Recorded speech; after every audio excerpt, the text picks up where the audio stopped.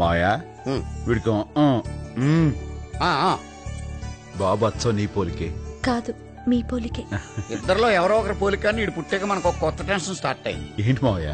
వీడి కట్నం కోసం కూడా ఆవిడ పీడిస్తుంది. ఏమిటి పీడించేది? 5 వేళ్లు చూపిస్తే 50 లక్షలు ఇస్తాడేమో అనుకున్నా. ఇప్పటిదాకా ఒక్క పైసా కూడా రాలేదు. అప్పుడే కొడుకు మాత్రం పుట్టేశాడు. ఇదిగో అమ్మాయి, మనవుడు పుట్టాడు కదా అని మీ నాన్న ఎగేసుకొని వస్తాడేమో. నా కట్నం డబ్బులు వచ్చేదాకా మీ నాన్న వీడు ఏడుపు వింటానికి కూడా వీళ్ళే చెప్పేస్తున్నాను. ఇస్తారులేవే. ఎప్పుడురా ఇచ్చేది? లేకపోతే హాస్పిటల్ అడుగుతావేంటి? ఆస్పత్రిలో కాకపోతే ఇంకెక్కడ?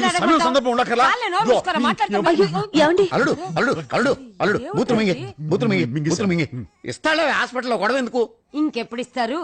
వాళ్ళు ఇచ్చే లోపల నేను సచ్చేలా ఉన్నాను. ఎవరైనా గృహప్రవేశం సత్యనారాయణ స్వామి ఫోటోతో చేస్తారు. నేను సచిన మా బామ్మ ఫోటోతో చేస్తున్నాను. రండయ్యా, ఇదే మీ ఫ్లాట్. ఏంటలుడు ఏడుస్తున్నావు? నోరారా బూతులు తిట్టడానికి బామ్మ లేకుండా పోయింది మావయ్య. నన్ను తిట్టు. అరే నాన్న కొట్టకూడదురా, బూతులు మాత్రమే తిట్టాలి. ఇదిగో ఠాగూర్ పోస్టింగ్ ఆర్డర్స్. నువ్వు ఎల్లుండే కాలేజీలో జాయిన్ అయిపోవచ్చు. ఆ జీతం ఎంత? 12,000. ఆ బ్యాడ్ లక్. మా అక్క బతుకుంటే 1,00,000 అడిగేది. నువ్వేంట్రా బాబు వాయించేస్తున్నావు? సార్, మనం ఫ్లైఓవర్ కాంట్రాక్ట్ తీసుకున్న ఈ స్థలం పక్కనే అపార్ట్మెంట్స్ ఉన్నాయి.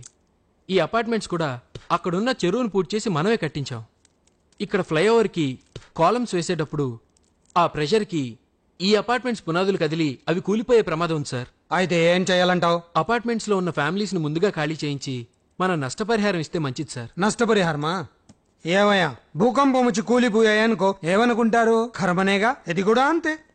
నువ్వు చెప్పినట్లు చేస్తే కోట్లు లాస్ వస్తుంది. నేను సెంటిమెంట్స్ గురించి మాట్లాడుతున్నాను, మీరు బిజినెస్ గురించి మాట్లాడుతున్నారు. నాకెందుకు ఏ సెంటిమెంట్? అందులో నా భార్య బిడ్డలున్నారా? వెంటనే పని మొదలు పెట్టండి.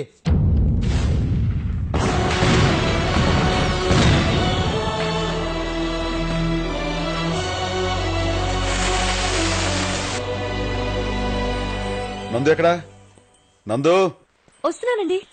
ఏంటి ఇంతసేపు పూజ చేస్తున్నావు? ఏం కోరుకున్నావేటి? మరేం లేదండి, మన సంసారం, పిల్లలు, మీరు, మీ ప్రేమ, ఈ సంతోషం, వీటి నుంచి నన్ను దూరం చేయొద్దని దేవుడికి కొబ్బరికాయ కొట్టి కాకా పట్టేస్తున్నాను. మనం ఎప్పటికీ ఇలాగే ఉంటాం.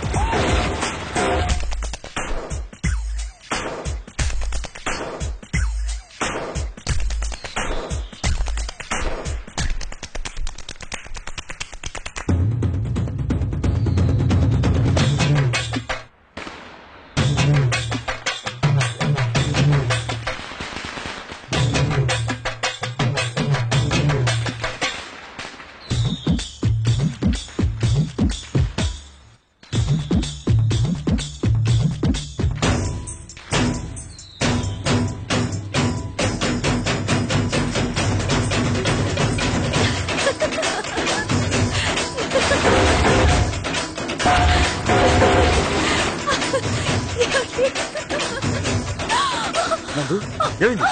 లోపలికి వెళ్దాం పదా. Just relax. నువ్వు పడుకో, నేను డాక్టర్ కలిసి వస్తాను. పడుకో.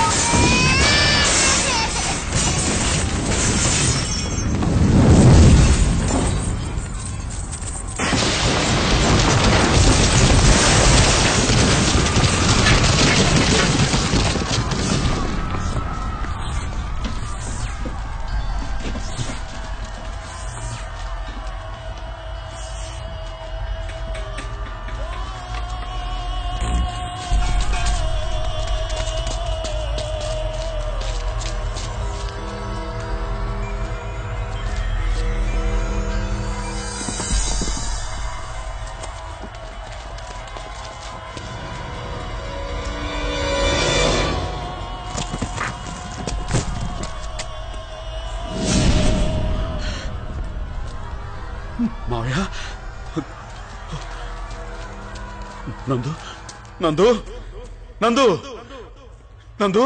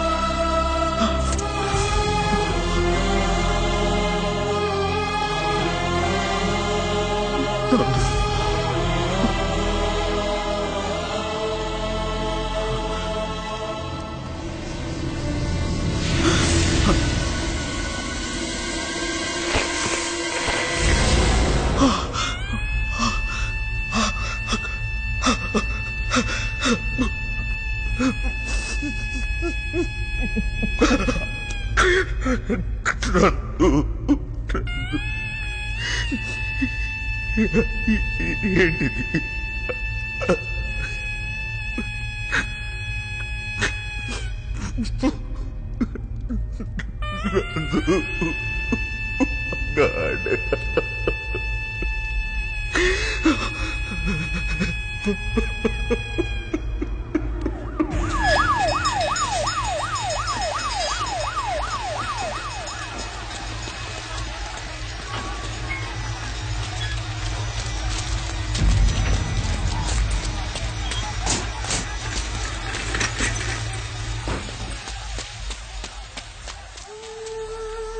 మరీ లేదండి. మన సంసారం, పిల్లలు, మీరు, మీ ప్రేమ, ఈ సంతోషం వీటి నుంచి నన్ను దూరం చేయతని దేవుడి కొబ్బరికాయ కొట్టి కాకా పట్టొస్తున్నాను.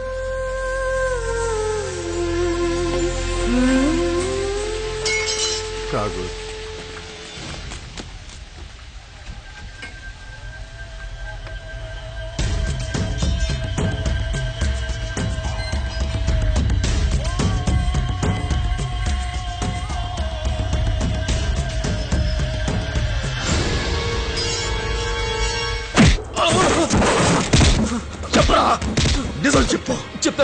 చెప్తాను సార్.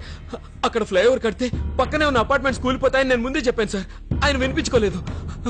ఒక్క నిమిషం సార్.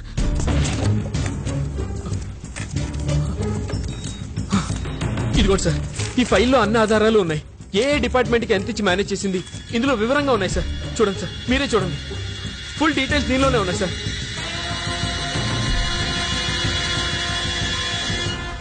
ప్రభుత్వం మనకు జీతాలు ఇచ్చేది ప్రజల్ని బతికించడానికయ్యా, చంపడానికి కాదు. అరే, లంచాల కాసుపడి మీరిచ్చిన పర్మిషన్ల వల్ల 70 కుటుంబాలు నాశనం అయిపోయాయి. 212 మంది చనిపోయారు, 113 మంది గాయాలతో హాస్పిటల్లో ఉన్నారు. పాపం వాళ్లలో 22 మంది చిన్నపిల్లలు ఉన్నారయ్యా. కలెక్టర్ గారు, అసలు అక్కడ చెరువు ఉండే సార్, వాళ్ళు దాన్ని పూర్తి చేశారు. వీళ్ళు 10 లక్షలు లంచం తీసుకుని దానికి పట్టాలు ఇచ్చారు. తప్పంతా వెళదే సార్. సరేనయ్యా, మేం పట్టా ఇచ్చాం. మరి అక్కడ మట్టిని సాయిల్ టెస్ట్ చేసింది మీ డిపార్ట్మెంటే కదా. మీకు తెలియదు అక్కడ అంత పెద్ద అపార్ట్మెంట్ నిలవదని? పెద్ద లంచం తీసుకున్నది మమ్మల్ని తప్పుడుతున్నారు. మీరు తీసుకోవాలి 19 లక్షల లంచం. ఏదేమైనా మీ 2 డిపార్ట్మెంట్స్ వల్ల ఇప్పుడు మేమందరం ఇరుక్కున్నాం. అబ్బో, మీరు చాలా సిన్సియర్. మరి సార్, మీ ముందు అందరూ సిన్సియరే. ఈయన 20 లక్షలు తీసుకుని అప్రూవల్ ఇచ్చాడు. తెలుసులేవయ్యా. ఆయన 40 లక్షలు తీసుకుని ఎన్ఓసీ ఇచ్చాడు. ఏంటయ్యా 40 లక్షలు తీసుకున్నాను అనుకున్నాను సార్. నేను పుచ్చుకుంది 23 లక్షలే సార్. కూర్చోండి. అందులో 5 లక్షలు మా డిఈ గారికి ఇచ్చాను, 7 లక్షలు ఏడీ గారికి ఇచ్చాను, 6 లక్షలు ఏఈ గారికి ఇచ్చాను. ఇక చివరికి నాకు మిగిలిందటయా 5 లక్షలు. ఏంటి కలెక్టర్ గారు, ఎంక్వైరీ కమిషన్ బయట పత్రికల వాళ్ళు అడిగే ప్రశ్నలతో చూస్తుంటే మళ్ళీ మీ కూడా ఏంటండి? ఎవరికి ఎంత కావాలో చెప్పండి, ఇస్తాను. ఎంక్వైరీలో ఏం జరగలేదని రాసి కేసు మూసేయండి. ఇది మీరు అనుకున్నంత సింపుల్ ఇష్యూ కాదు, చాలా పెద్ద ప్రాబ్లం. అరే, ఆఫీస్ అండి ఇది, కొంచెం డీసెన్సీ లేకుండా. ఏంటి డీసెన్సీ? మీ అమ్మాయి మెడికల్ సీట్ కి నా దగ్గర 10 లక్షలు తీసుకున్నప్పుడు ఏమైంది ఈ డీసెన్సీ? డీసెన్సీ, సిన్సియారిటీ గురించి మా సంగతి సరేనండి, కానీ ఆయన దగ్గర అన్ని ఆధారాలున్నాయి. ఆయనకేం చెప్తారో చెప్పి ఒప్పించండి. ఏంటి విషయం? నేను ఇష్యూ చేద్దామనుకుంటున్నావా? ఆ ఫైల్ పెట్టుకుని నువ్వు ఏం చేయలేవయ్యా. నీకు కావాలంటే 2 ఛాన్సులు ఇస్తాను. ఏపీ మొత్తం మీద ఎవరికైనా ఫోన్ చేసి నా మీద కంప్లైంట్ ఇవ్వు. దా రా రా. కమిషనర్ ఆఫీస్ అండి? సార్, నేను అపార్ట్మెంట్ స్కూల్ పై చాలా మంది జనం చనిపోయారే, దాని వెనకాల పెద్ద అవినీతి ఉంది సార్. దానికి సంబంధించిన ఆధారాలని నా దగ్గర ఉన్నాయి. రాంగ్ నంబర్ అన్నాడా? నెక్స్ట్ ట్రై చే.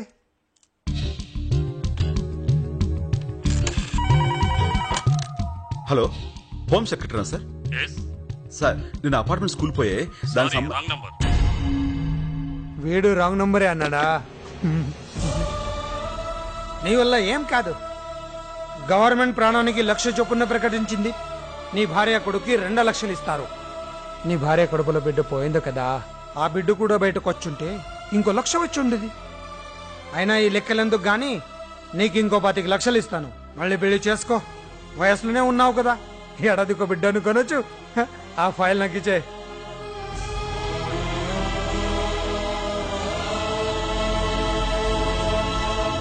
ఏంటయ్యా వెళ్ళిపోతున్నావు?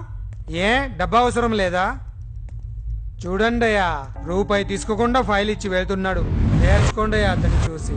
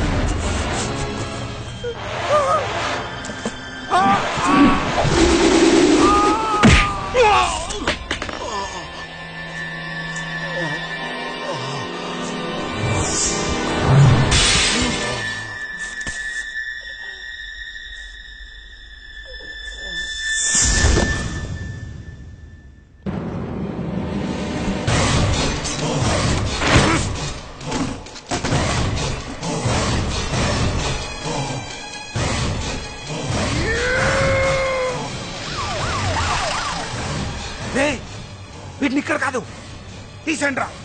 వీడి శవం కూడా కనబడకూడదు.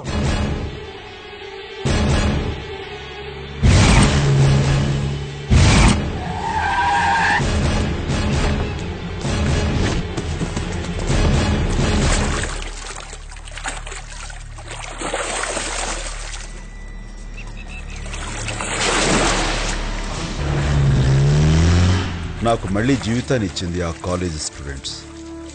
అంతమంది చావుకు కారణమైన ఆ బద్రీనారాయణను నేను చంపాలనుకోలేదు. దీనికంతటికీ కారణమైన అవినీతిని చంపాలనుకున్నాను.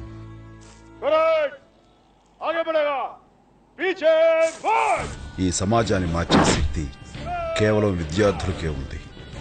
అందుకే నేషనల్ కాలేజీలో ప్రొఫెసర్గా చేరి ప్రతి సంవత్సరం కొన్ని వందల మంది విద్యార్థుల్ని ప్రభుత్వ శాఖలన్నింటిలోకి పంపించాను.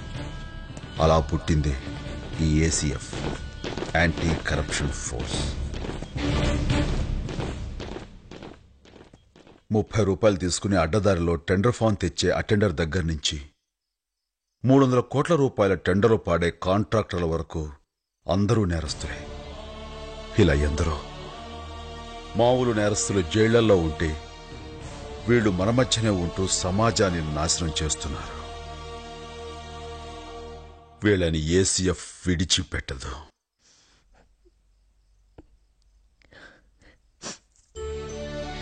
ఒళ్ళో ఒక బిడ్డని, కడుపులో మరో బిడ్డని పెట్టుకుని తానెందుకు చనిపోతుందో తనకే తెలియకుండా చనిపోయిన మీ భార్యకి మీరు చేస్తున్నది సరైన నివాళి. Carry on sir.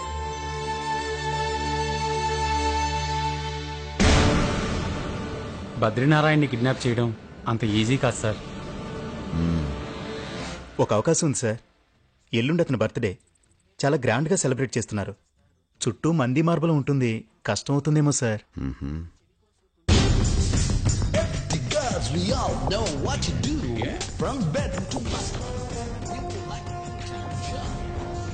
మనం వాడి బర్త్డే రోజునే వాడిని కిడ్నాప్ చేస్తున్నాం. ఎలా సార్? Enjoy your self. అలాగే బద్రి గారు. ఓకే. హాయ్ రెడ్డి గారు. హాయ్. Enjoy enjoy.